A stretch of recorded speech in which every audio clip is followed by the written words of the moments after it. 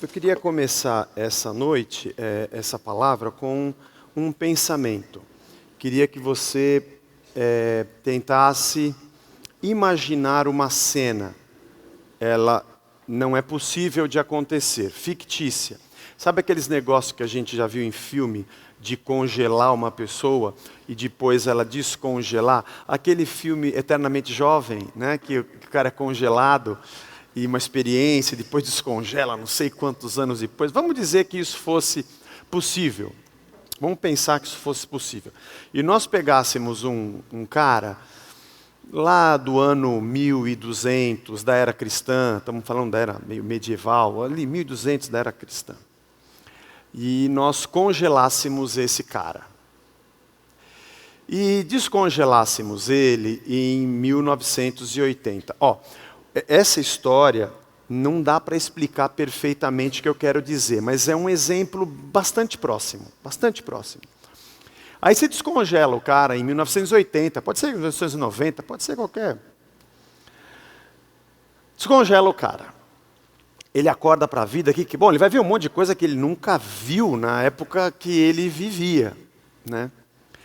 Mas vamos pegar um exemplo que ele falasse assim: aonde vocês vão? A gente vai casar, então nós estamos pegando esses convites de casamento, colocando nesse envelope para a gente distribuir para as pessoas. Bom, lá na época em que ele vivia, ele conhecia papiro, rolos, ele conhecia escribas, gente que copiava.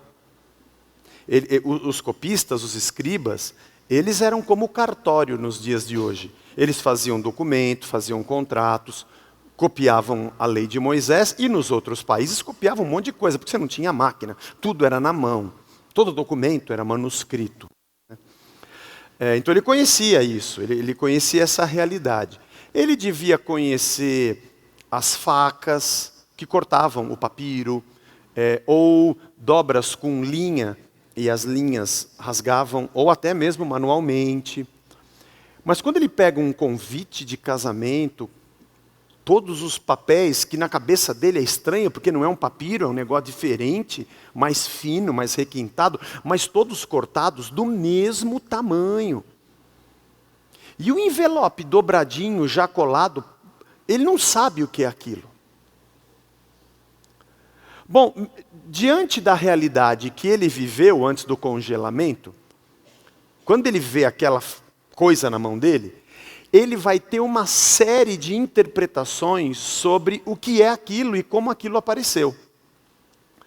Ele vai pensar em alguma faca ou alguma espada ou alguma lâmina, guilhotina, acho que ele conhecia, para cortar esse papiro, que não era papiro, devia ser alguma coisa de algum país que ele não conhecesse, mas sei lá, e cortasse todos iguais. Talvez ele fosse imaginar em algum escriba que tivesse uma habilidade enorme para escrever aquela letra bonita de convite de casamento, aquela letra manual, mas todas exatamente iguais, com uma pena, não sei se ele conhecia caneta, mas uma pena e uma tinta que deixasse tudo. Ele ia colocar todas essas teorias de corte, de escrita, para se fazer o envelope, que goma que eles usam para colar. Ele ia ter 1 milhão de teorias sobre como aquilo existia, até que alguém pegasse esse cara e dissesse: vem aqui, eu quero te fazer visitar um lugar, quero te levar aqui. Ele vai: o que é isso aqui? Isso aqui chama-se gráfica. O que é gráfica? É onde tem as máquinas. O que é máquina? Aí você tem que começar a explicar para ele um monte de coisa. Ia começar a explicar para ele sobre o que é o papel, como é que é feito, sobre as facas que existem nas gráficas, né? Quem já trabalhou em gráfica, eu não trabalhei, mas vi, tinha um primo meu que tinha uma gráfica. Como funcionava, bom, estamos em 1980, offset, mas sei lá, hoje em dia as impressoras, laser, colorida, mostrar que é daqui que sai. É daqui que sai. Se esse cara pegasse na nossa mão, para a gente ir com ele até a época dele, ele ia mostrar todas as teorias possíveis para se fazer um convite daquele. Só que foi o contrário. Fomos nós que levamos ele a conhecer da onde aquilo saiu. Bom, imediatamente quando ele conhecesse a gráfica, visse os processos, e pegasse de novo o envelope daquele, ele ia pegar todas as teorias que ele tinha sobre o papiro, sobre as facas, as linhas, os cortes e os escribas, e ia jogar tudo fora. Ia falar assim, bom, todas essas teorias aqui, não, esquece tudo isso. Se descongelasse mais alguém daquela época, ele ia falar, não, relaxa, não tem nada a ver com aquilo que a gente pensava. Agora dá para entender, porque agora eu conheci a gráfica. Bom, esse exemplo, eu tentei pensar em vários, mas foi um que eu encontrei e que talvez seja bom para a gente tentar imaginar o que aconteceu quando Jesus começou a conversar com as pessoas, iniciando o seu ministério, falando sobre o seu reino e falando sobre o fato de que ele era o rei. Porque ele falava sobre a lei, e as pessoas já tinham a lei na mão, e ele começava a dar uma interpretação muito diferente do que os escribas e fariseus davam. Na verdade, ele estava explicando que o reino havia chegado e que o rei estava lá junto dele. Que esse é um problema que a gente tem. Nós temos um problema como cristãos de aceitar o fato de que Jesus Cristo é Deus. Jesus é Deus.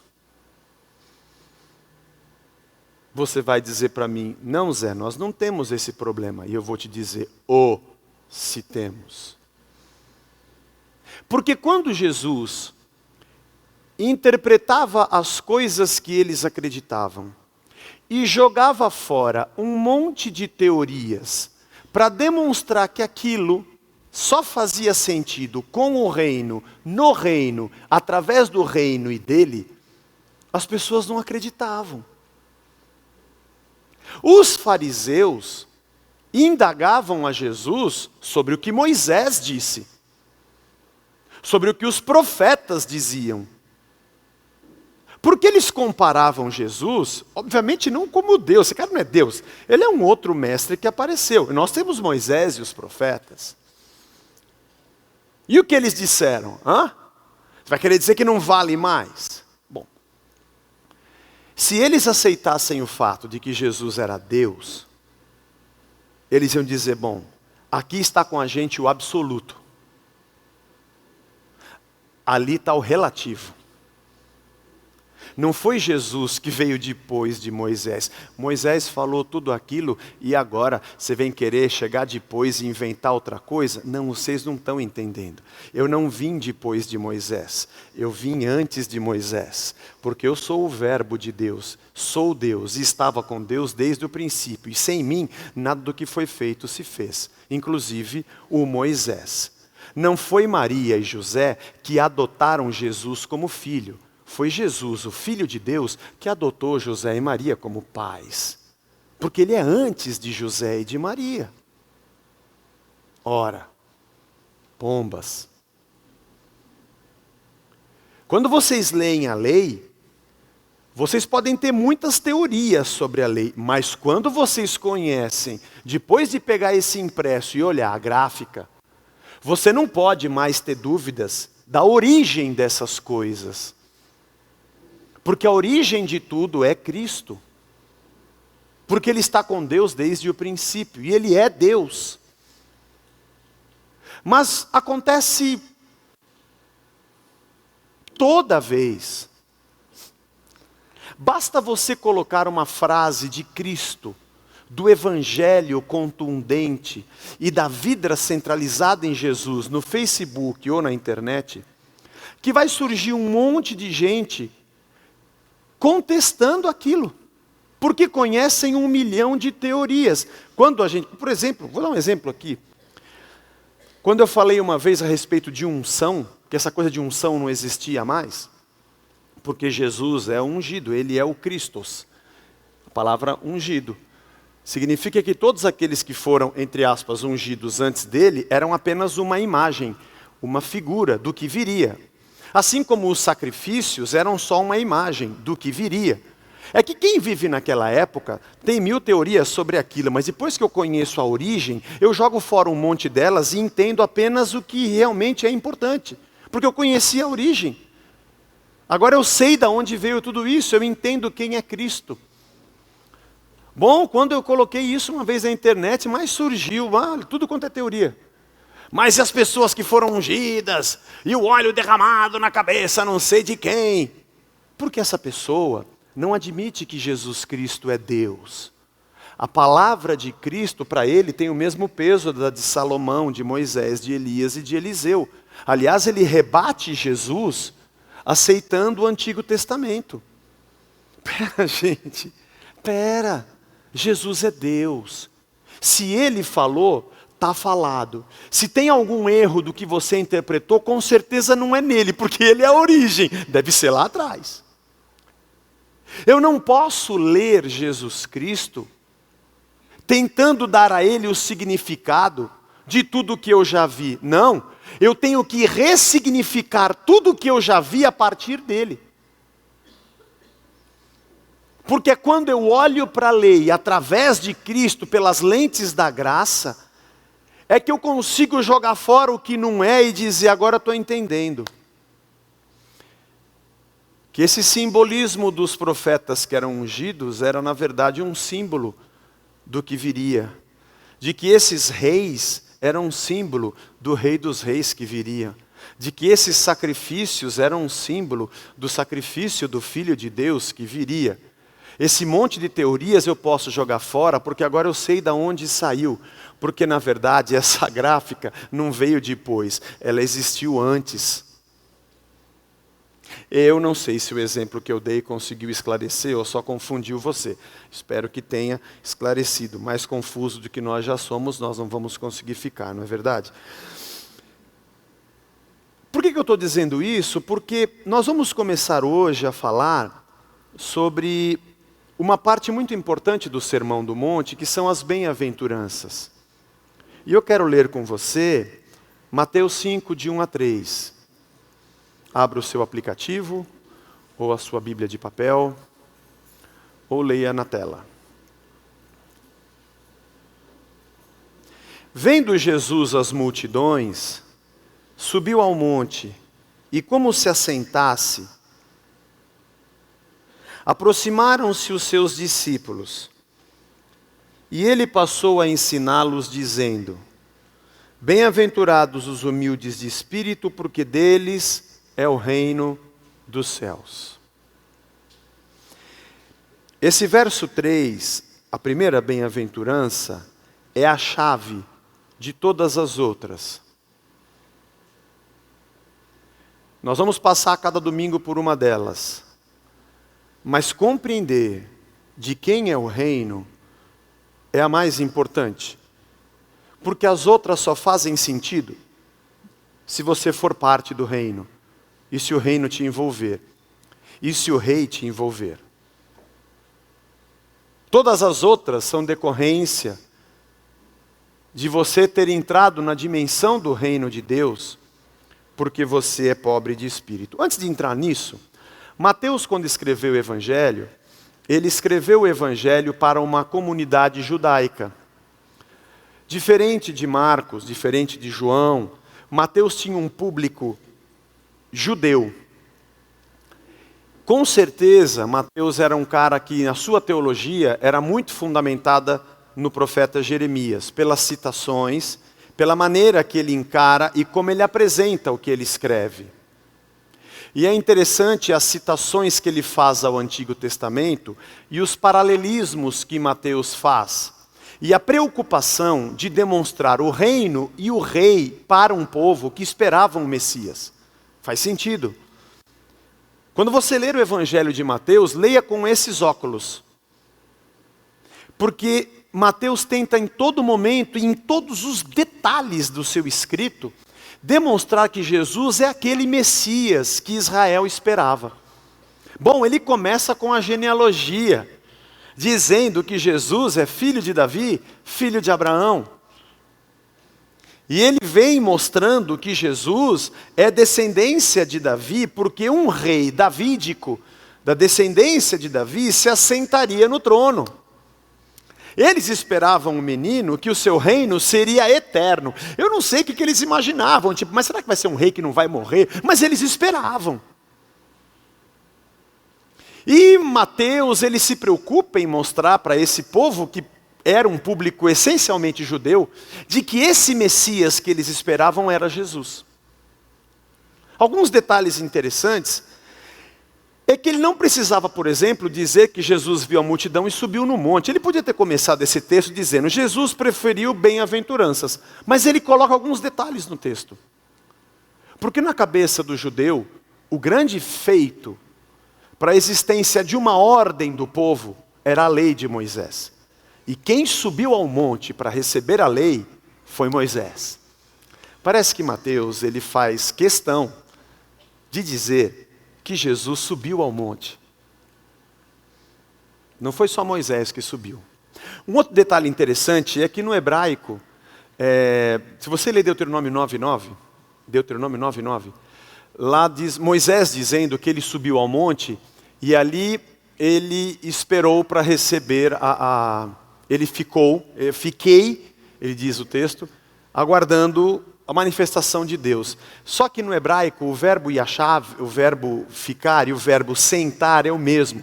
Na tradição judaica, que era corrente entre eles, o grande Moisés subiu ao monte, se assentou e Deus lhe visitou.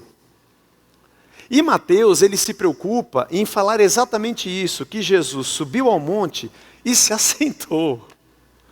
Para nós pode parecer um detalhe que passa batido, mas na cabeça daquela galera isso fazia muito sentido.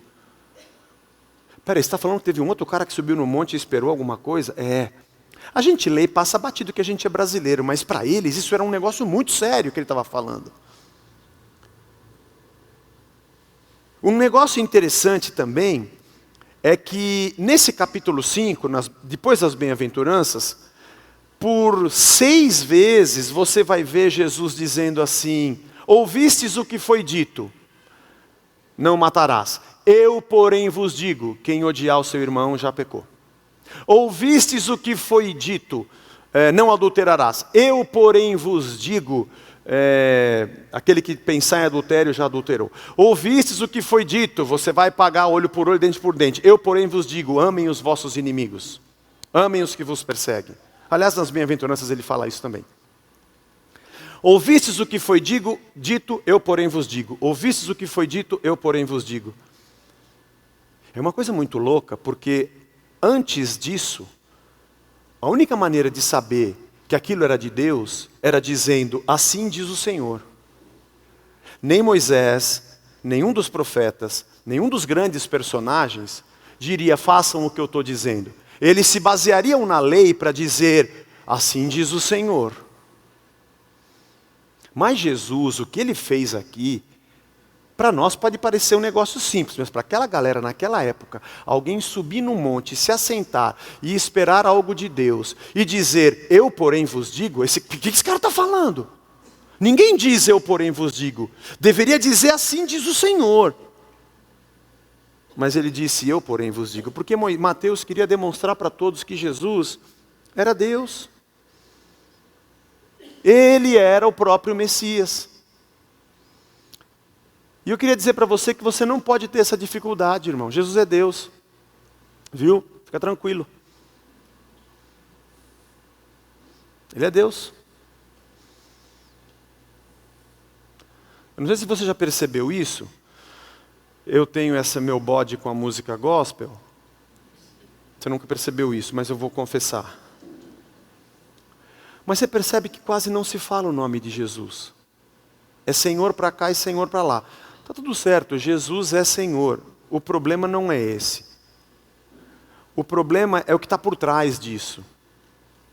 É de que a nossa maneira de encararmos Deus é de um Deus monopessoal. Veterotestamentário, com múltiplas interpretações.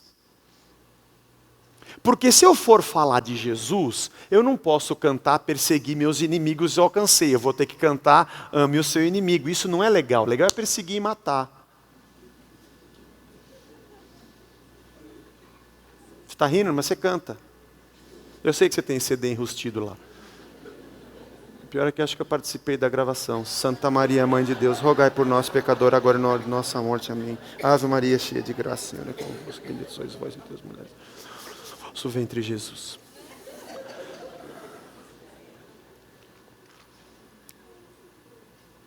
A gente não gosta de Jesus. Porque eu vou cantar ou eu vou pregar e dizer que você tem que oferecer um sacrifício para tocar o coração de Deus. Se eu colocar Jesus na história, ele estraga essa música, porque hoje ele já habita no meu coração. Então Jesus estraga a nossa igreja e as nossas músicas, as nossas pregações. Jesus é Deus, irmão. Se você vai entender o que Moisés ou Eliseu disse, estou nem aí. Mas se você entender o que Jesus disse, já está bom, porque é isso que você precisa. Compreender que Ele é Deus.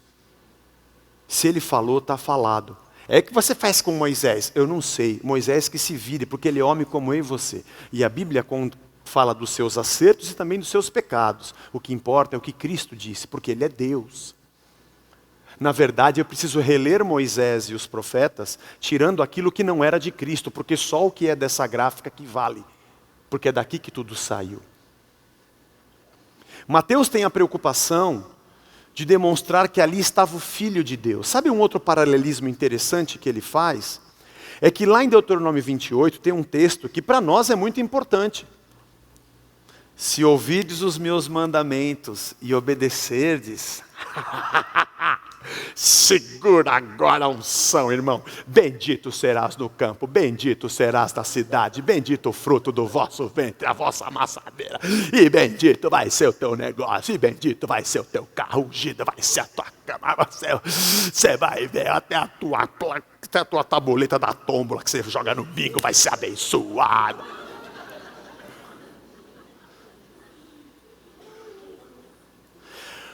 Porque se você fizer isso, você será bendito. É muito bom, porque a gente faz alguma coisa e toca Deus, cutuca a onça com a vara longa, porque ele está longe. Deixa eu fazer um parênteses aqui, irmão. Eu sempre faço. Eu não quero derrubar a sua fé. A sua oração não toca o coração de Deus. Ele já sabe o que você precisa antes de você pedir. A música que você canta não toca o coração de Deus. Se você acredita que você toca o coração de Deus, é porque ele está dormindo, ele precisa ser despertado. Deus não precisa ser despertado, porque não dorme nem dormita o guarda de Israel. Quem tem que acordar sou eu e você. Então por que eu oro e por que eu canto, se Deus não precisa que eu faça isso? Porque eu preciso. Eu preciso me render a Ele. Eu preciso adorá-lo e reconhecê-lo como Senhor. Eu preciso trazer minhas dores e meus anseios e dizer que Ele é Senhor de tudo. É louco dizer isso, né?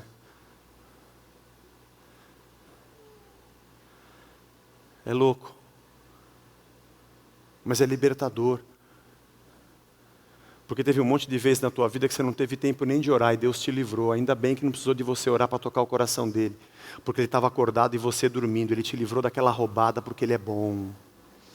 Isso não significa que você não deve orar, nem apresentar os seus anseios e lutas, e nem que você não deva adorá-lo, mas você deve fazer isso porque você reconhece que ele é rei, não porque ele está dormindo. A diferença não é o que você faz, é por que você faz. Por que você faz? E Jesus diz, você não vai ter que fazer essas coisas para ser bendito na cidade, bendito. Olha o paralelo, você já é bendito. Bem-aventurado.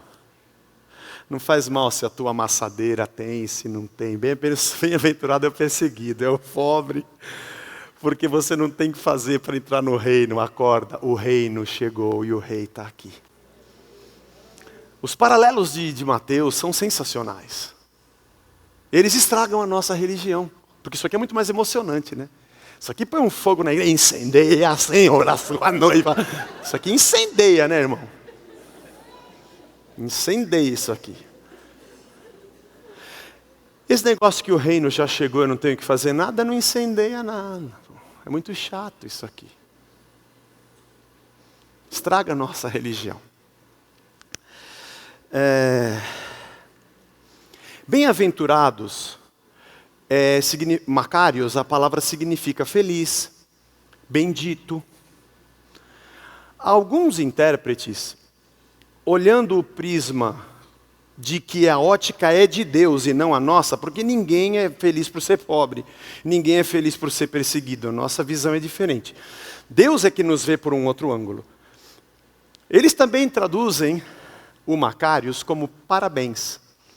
Parabéns. Parabéns. Palmas. Você é feliz, cara. É isso aí. Bendito é você que é um pobre de espírito. É o contrário do que a gente pensa. A palavra aqui seria mendigo de alma. Bem rasgado mesmo. Ser um mendigo de alma. Vai contra tudo que a gente aprendeu na vida. Porque quando nós falamos em segurança, é uma sensação interior muito forte. Segurança. Pelo que eu tenho, pelo que eu sou, pelo que eu ajuntei, pelo que eu conquistei, pelo que eu construí. E isso me torna alguém seguro de si. O mendigo de alma é aquele que olha para dentro e não vê nada que lhe dê segurança. Ele se sente o impotente, o incapaz, dependente. Mas não é engraçado que a nossa vida inteira nós procuramos a segurança dentro da alma? Olha que louco. Saindo dessa hora do reino que Jesus veio, voltando lá para trás, por que Ana era desonrada? Porque não tinha um filho. E mulher sem filho era uma vergonha. Por que Davi ficou envergonhado? Porque o seu próprio filho, Absalão, roubou dele o trono. E Simei, de cima do monte, jogava terra. Joga terra no Davi, joga pedra no Davi. Ele é feito para apanhar, ele é bom para cuspir. Vamos cantar o resto para não profanar o pobre do Davi. Tem muitos pecados, mas esse da música do Chico ele não tem. Era uma vergonha. Era uma vergonha você perder a sua terra, voltar da batalha sem fruto na mão e sem despojo, era uma vergonha. O que trazia para a alma das pessoas a segurança e a firmeza e a força interior eram seus feitos e conquistas. Mas, irmão, eu tenho que ler esses textos dentro do contexto daquela época. Porque Jesus, quando ele veio, ele deu um bico em tudo isso. E ele disse numa parábola: você, o que você está fazendo? Você está construindo celeiro? Estou construindo celeiro, estou plantando bastante, estou colhendo de monte, vou colocar no meu celeiro e vou dizer para quem? Para minha alma. Você está firme agora. Cabra bom. Deita, folga, regala-te. Porque o que você tem vai ser para a vida inteira. E Jesus fala: amigão, é que o rapaz da foice está aí já. A morte veio te buscar e o que você fez é para que você fez? A tua segurança não é mais isso que você tem. Não sei se você sacou. Que antigamente, antes de Cristo, as pessoas tinham a sua honra e a sua firmeza na alma e nas suas conquistas pelo que possuíam. Mas é muito natural, porque Deus tinha para Israel um reino de chão mesmo. A bênção daquele povo era colher mesmo. A bênção era ser o rei, era vencer o inimigo, era pôr para fora os imundos, porque Israel tinha uma missão. A missão de Israel era ser um povo. E desse povo nascer o Messias para o mundo. Por isso Deus deu para Israel um reino da terra para que nascesse o menino. Mas uma vez o menino nascido entre nós, o negócio virou. Porque agora a gente tem um menino, e esse menino é anunciado. Para que o menino nascesse, Deus deu para aquele povo um reino na terra. Mas agora, através do menino, a gente arranca o povo da terra, para levá-lo para uma outra esfera, e para novo céu e nova terra. Nós somos cristãos, e Cristo é Deus. Aleluia! Deus conosco. Mateus chama ele de Emanuel, o Deus com a gente.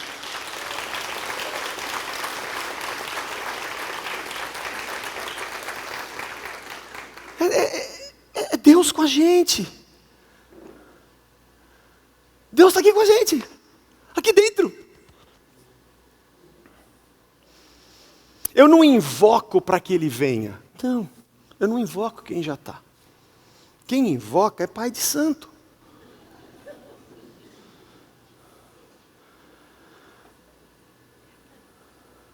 Ele já está. O reino chegou. E eu sou um bem-aventurado. Todas as vezes que eu compreender que eu sou pobre, eu sou um mendigo de alma, que não é a segurança do que eu tenho. O mais louco, irmãos, é que nós não conseguimos acreditar que Jesus é Deus, que Ele é Rei, que o reino é o reino, e que a gente é pobre do espírito. Parabéns, somos felizes por isso. A gente não crê nisso. Porque nós olhamos para dentro, nos sentimos inseguros, e a gente vai para Jesus e pede para Ele, dá para a gente aquilo que não precisa mais.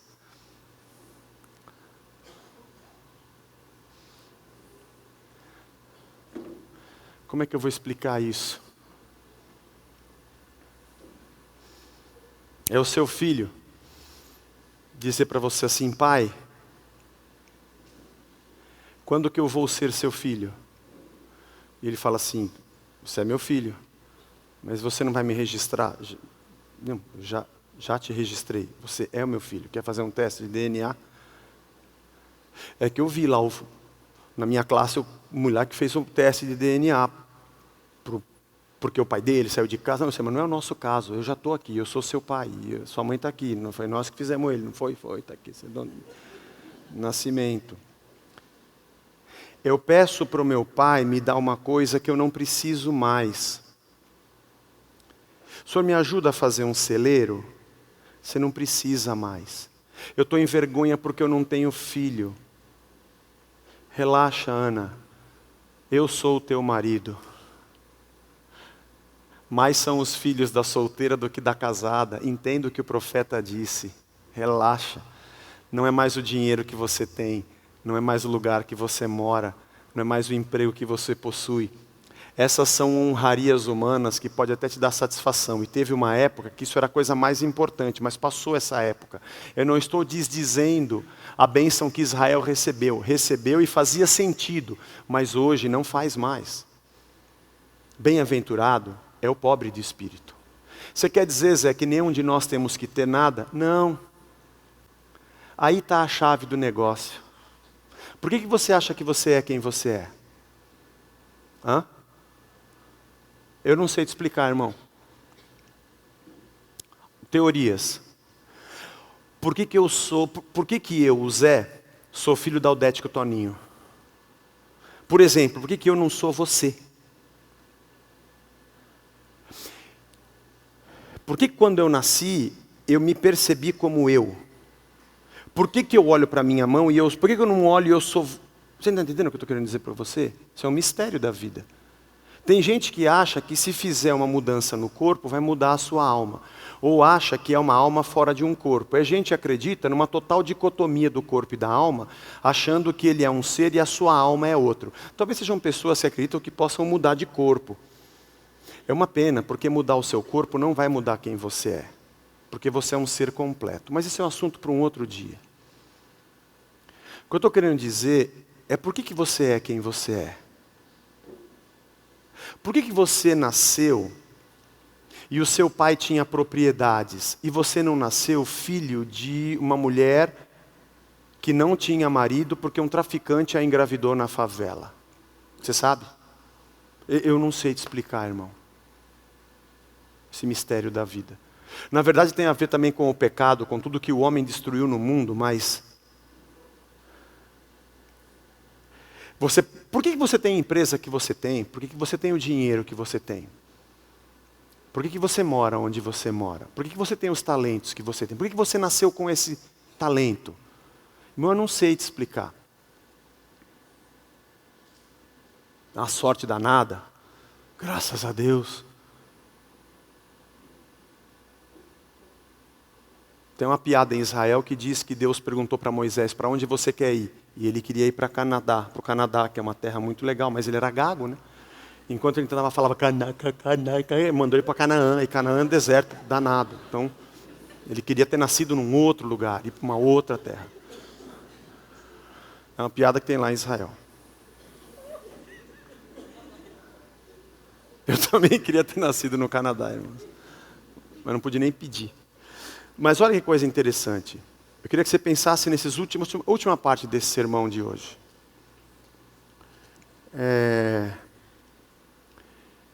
Vamos para algumas respostas, tá? Respostas religiosas. Eu vou dar a resposta e já vou acabar com ela logo. Por que você é o que você é e você tem o que você tem? Porque eu tenho orado muito. Ah, tá bom, seu santinho. Quer dizer que aqui ninguém mais ora, só você? Faça-me um favor, vai, meu. É porque Deus está me honrando. Ah, tá, você nasceu com a bunda virada para a lua. Quer dizer que você Deus não honra mais ninguém, só você. É porque eu trabalhei muito. Tá, todo mundo aqui é vagabundo. Ninguém trabalha, ninguém acorda cedo, só você. Parabéns, hein? Fumanchu, você é o Mulan, você é especial. É porque eu fiz campanha, é porque eu dei oferta. Olha as desculpas que nós damos. Irmã, eu vou te dar uma resposta. Eu não sei. Eu não sei, irmão. Eu não sei porque eu sou quem eu sou. Eu não sei porque eu nasci onde eu nasci. Eu não sei porque eu tenho alguns talentos e outros eu não tenho. Eu não sei. Eu não tenho muita explicação, porque esse é um mistério da vida. Mas, por mais que eu tenha, e por mais que eu faça, e por mais que eu tenha juntado, quando eu me deparei com o reino que já chegou, e com o rei que está na minha frente, eu olho para o que eu tenho e olho para o que eu sou, e olho para ele que eu não consigo nem imaginar, porque ele se assenta no universo e a terra é o estrado dos seus pés. E eu vejo a sua grandeza, e eu vejo o quanto ele é poderoso. Eu digo, tudo é nada. Eu não consigo chegar diante dele dizendo, ô Jesus, o senhor sabe com quem você está falando? Ele acabou de morrer. Eu não consigo. Eu vou chegar diante dele e dizer, Senhor, eu não esquece, eu não tenho nada. Não tenho nada. Muito pelo contrário. Agora, eu não sei por que eu tive, mas agora eu entendo por que eu tenho. Sabe por que você tem carro, irmão?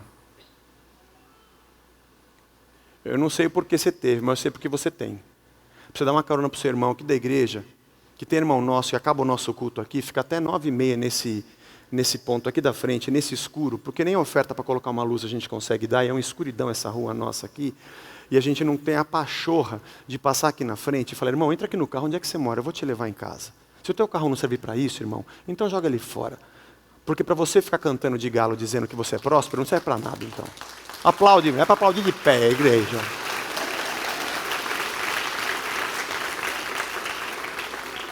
Você acha que você tem porque você é o super, porque Deus te acha demais? Para com isso, irmão, que só tem pecador. Sabe por que você tem a empresa que você tem? Não é para você cantar de galo e para o pastor fazer de você o cara mais importante da igreja porque o teu dízimo é maior. Não que isso aconteça, eu estou dizendo uma coisa que você nunca viu acontecer. Que quando ele peca, ele tem liberação porque ele é rico. Não é para você fazer isso. Você tem a empresa que você tem para servir o rei e o reino. para você ajudar, e as famílias que trabalham lá, para você ser uma bênção na vida delas, e mostrar para elas o que é ser um patrão cheio do rei e cheio do reino. É isso que está faltando para você.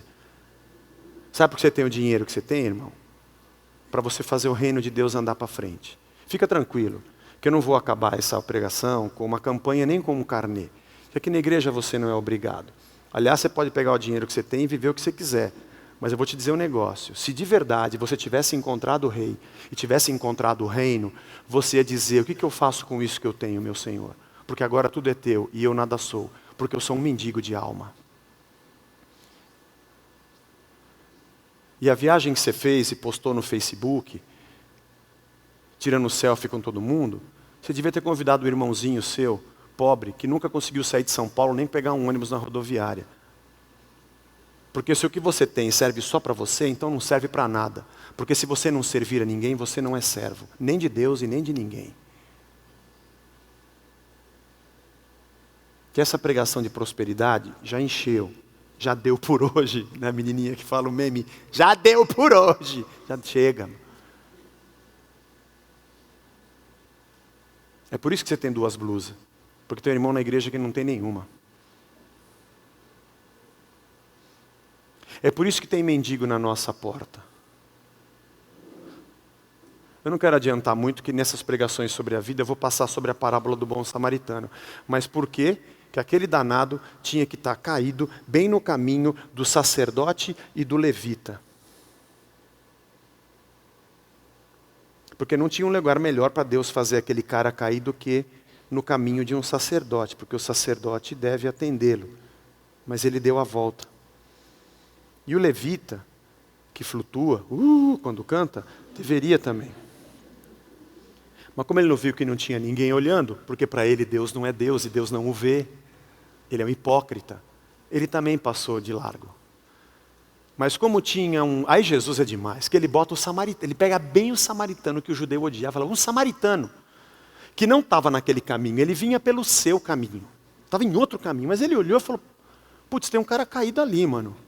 Não dá licença, passar, dá licença, não, tem um cara caído ali. Ele saiu do seu caminho e foi ver o cara caído. Por que tem gente que é mendigo na nossa porta, irmão? Porque Deus colocou no nosso caminho. É que nós estamos tão anestesiados com a nossa prosperidade que a gente só serve para juntar dinheiro e cantar de galo. Achando que demonstrando riqueza a gente vai ganhar gente para Jesus. E não percebemos que somos nojentos. E quem está fora da igreja enxerga o evangélico como o cara mais nojento do mundo. Bom, você vive fora da igreja. Eu sou pastor, vivo muito com gente da igreja. Você sabe o que você ouve. O verdadeiro cristão, aquele que Deus fala, parabéns. Parabéns. Agora sim você é feliz. Bem-aventurado. Você entendeu que você é pobre? Eu sou pobre de espírito, Senhor. Eu sou um mendigo de alma. É assim que está escrito no original. Eu sou um mendigo de alma. Sabe as coisas que eu tinha que me dava segurança, que me fazia senhor de mim mesmo? Sabe aquele Deus na barriga que eu carregava? Então, diante de ti isso aqui não é nada. Eu olho para o Senhor e eu sei que a justiça que eu tinha, sem a ideia de justiça do teu reino, é uma injustiça.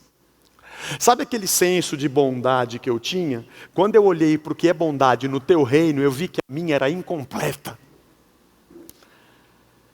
Sabe aquela retidão que eu dizia que andava? Quando eu vi a santidade do teu reino, a minha virou nada.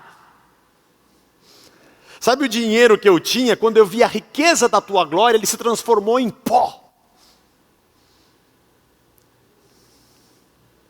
Sabe meu amor? Quando eu olhei para o teu, eu vi o quanto o meu é pobre. Sabe meu senso de perdão e graça e misericórdia, que eu acho que sou bom porque eu faço coisa boa? Quando eu olhei para a tua misericórdia, eu vi que a minha não fazia sentido nenhum. Porque nada do que eu tenho se compara a quem Deus é. E diante do rei e do reino que já veio, eu me reconheço. Senhor, eu sou um pobre. Como um centurião romano, que era um cara importante, de um grupo de 100 homens. Romano, era a nação que oprimia Israel. Fala para Jesus: eu estou com uma pessoa doente lá na minha casa. Eu poderia dizer: sabe com quem está falando, Jesus?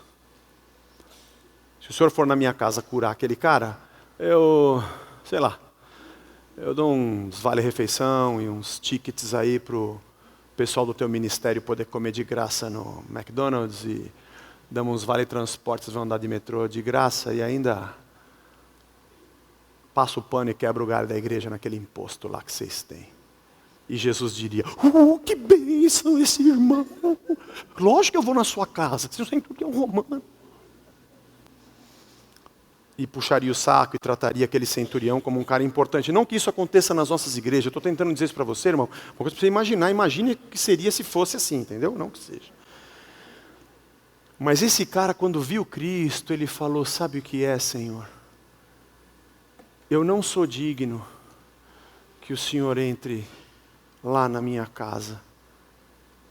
Porque quando eu olhei o que eu sou e eu olhei para o Senhor, eu não mereço que o Senhor entre lá. Jesus falou: parabéns, bem-aventurado, bendito, você é feliz, cara. Eu não achei fé que nem essa aqui em Israel. Alguém que tivesse tanto e se sentisse nada. O que eu costumo ver é gente que é nada e come mortadela e arrota presunto, tentando se fazer passar pelo que não é. O reino não é deles. Se você tem o nariz empinado, sinto lhe dizer: o reino não é seu e não está em você. Se você não sabe repartir o que você tem, o reino não chegou até você e o reino também não reina em você. Como o Gerson disse aqui nas ofertas, se pelo fato da gente não ter dízimo e obrigatoriedade na igreja, você se sente confortável para não dar nada, continue confortável, mas você não é parte do reino e nem o reino habita em você. A primeira coisa que você pensaria era em repartir, porque afinal de contas foi o que o rei fez conosco, deixando a sua glória para dar a sua vida em nosso lugar. A atitude do rei me constrange, e a realidade do reino quebra minhas pernas. E diante dele eu falo: Senhor, eu sou um pobre. E ele diz: parabéns, bem-aventurado. Já Nicodemos foi diferente, né? Já veio: ó, bom mestre, sabemos que és bom, que Deus está contigo, homem, varão valoroso, homem de fogo. Varão de fogo é um pirulão alto, magro, cheio de cachaça. Varão de fogo.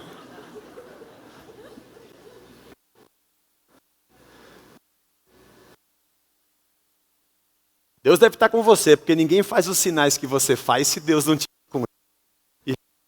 Alô? Jesus olha para ele e fala, não fala, mas eu imagino, estou teatralizando.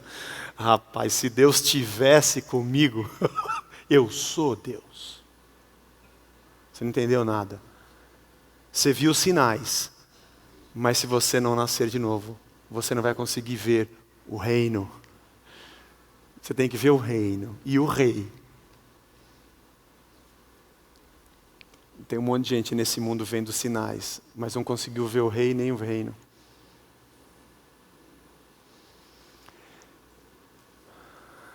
Irmãos, a minha oração hoje é que Deus faça da gente a sua igreja. Que Ele tenha misericórdia de nós. De manhã eu estava mais nervoso, mais cansado, mais de saco cheio e mais desanimado. Acho que o povo da manhã não deve voltar mais domingo que vem.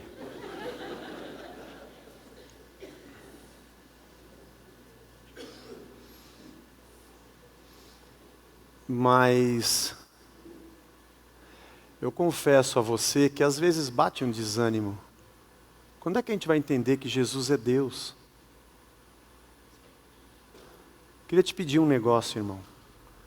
Que você jogasse fora seu quipá, seus mantos, seus óleos da unção, Eu sei que são santinhos que você carrega e não pode se desfazer dele. Herança de família.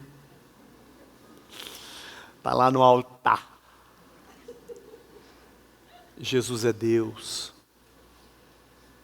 Eu não estou brincando com um souvenir, tá? Quem viaja para fora e traz um souvenir da Terra Santa, que não é santa, é terra que nem a nossa. Mas tudo bem.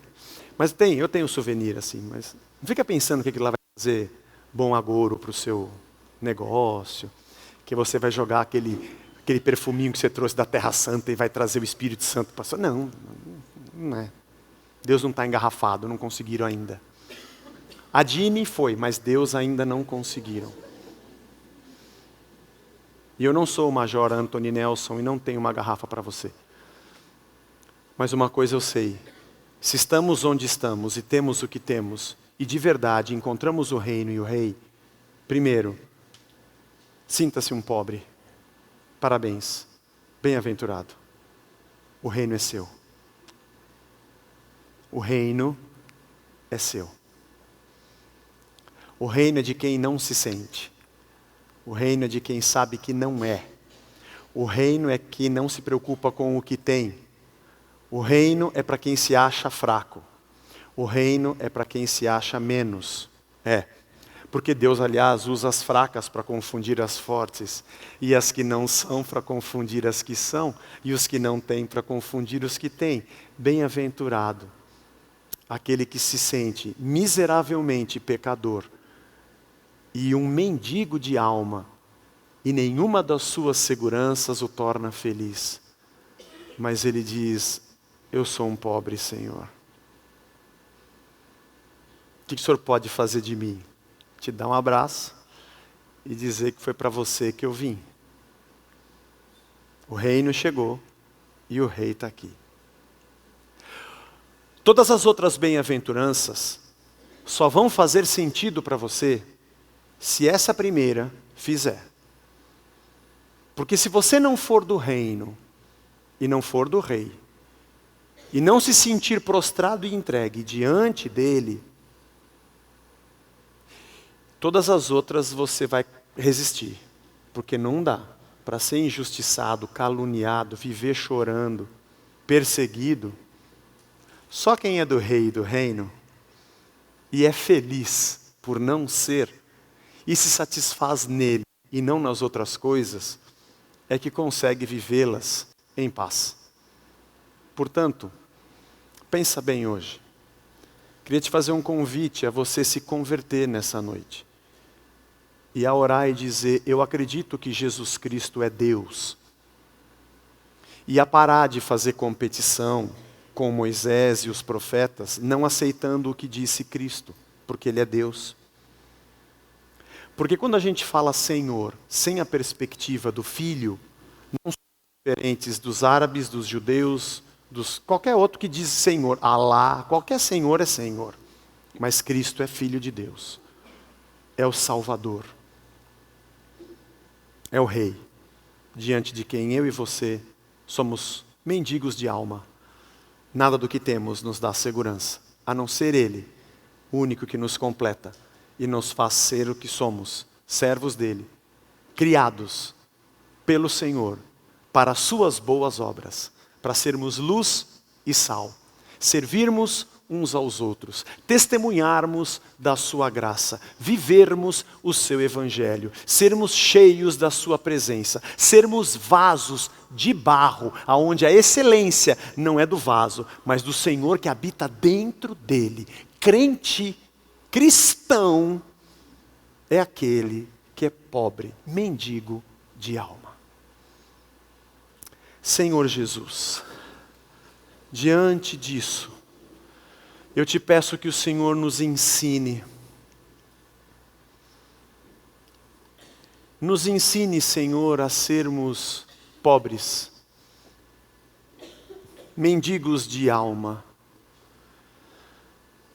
Gente que olha para si, por mais que tenha, por mais que seja, por mais que esteja, sinta-se nada diante do Senhor.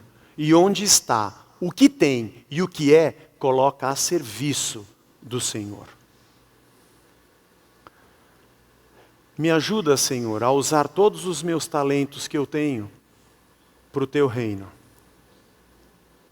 E ajuda os meus irmãos que estão aqui, talvez tenham farmacêuticos, médicos, vendedores, propagandistas, eu não sei, professores, todos eles entendam que o que são, onde estão e o que têm, pertence ao reino e pertence ao rei. Se alguém aqui for promovido ou ganhar na Mega Sena, que ele não se sinta melhor do que os outros, ou mais abençoado, porque foi honrado, porque orou mais ou porque deu mais, mas porque Deus colocou um mendigo na frente dele.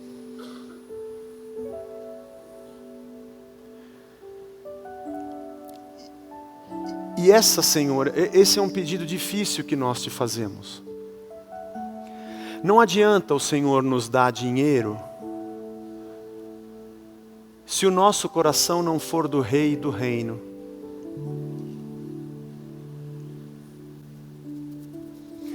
O problema financeiro que nós enfrentamos aqui na igreja, Senhor, não é porque nós não temos dinheiro. Talvez seja porque nós não tenhamos corações. Esse é um grande risco, Senhor. Porque quando a gente tem alguma coisa, a gente se sente melhor. E o último lugar que a gente quer ir é na igreja, porque eu já consegui o que eu queria, eu volto quando eu estiver na pindaíba. Então a minha oração, Senhor, é que o Senhor transforme o nosso coração de pedra num coração de verdade rendido a Ti. Que todo mundo que está aqui seja gente pobre de alma, mendigo. Porque se um dia o Senhor pegar um desses nossos jovens e fizer dele um expoente no Brasil ou fora dele, ele vai honrar o Teu reino e o Teu nome. Porque o coração dele é o coração de um mendigo de alma. Se um dos nossos jovens virar um grande jogador de futebol, ele não vai se corromper, porque ele é um mendigo de alma. Se um dos pais de família que está aqui, o seu negócio prosperar e ele explodir de vender no Brasil, ele não vai chutar a mulher e os filhos e arrumar uma paniquete e largar a igreja porque ele já tem o que ele quer. Ele vai continuar sendo um mendigo de alma.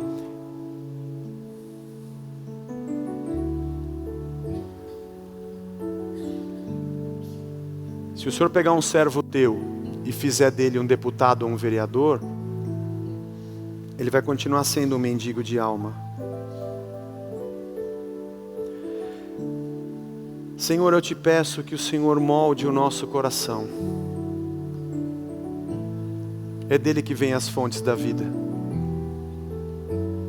E mantenha a gente como gente pobre, simples, que não se entristece com o que não tem e não se corrompe quando tem. Quando não tem, continua te louvando, porque o Senhor é Deus e Senhor. E quando tem, te adora e coloca o que tem a teu serviço, porque é do teu reino e é do rei. Senhor, é muito difícil sermos a tua igreja. A parte mais difícil foi o Senhor ter nos comprado pelo sangue, porque não valia a pena fazer isso por nós, mas o Senhor nos amou sendo nós ainda pecadores. Da tua parte, a dor foi imensa, mas isso a gente recebeu de graça, não nos custou nada. Não é difícil ser salvo, o Senhor fez isso por nós. Difícil é nós sermos transformados na tua imagem, porque nós te resistimos. Porque nós fazemos de Cristo um outro personagem e não o Filho de Deus. Ao invés de te obedecermos, recorremos a outros santos. Pedimos para a mãe para ver se o filho atende. Nos perdoa, Senhor. Nos perdoa.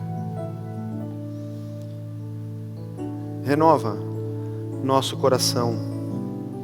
Renova, Senhor, a nossa alma.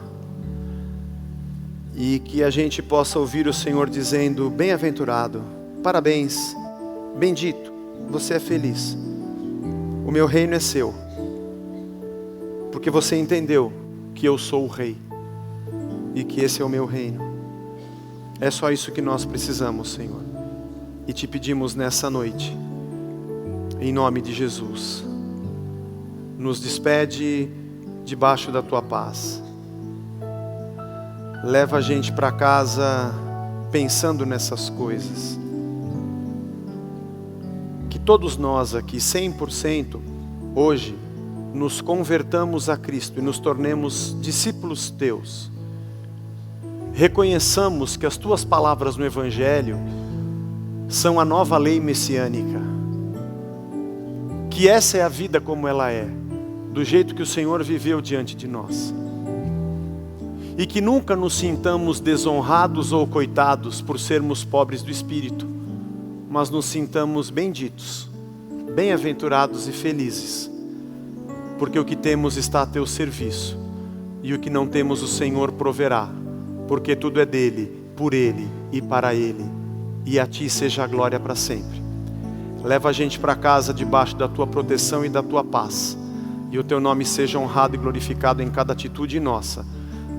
Guarda-nos nessa semana e traz a gente de volta na próxima, debaixo da tua guarda. Te pedimos e te agradecemos, em nome de Jesus. Amém. Amém. Deus te abençoe, vai na paz do Senhor. Dá um abraço no teu irmão, até a próxima semana.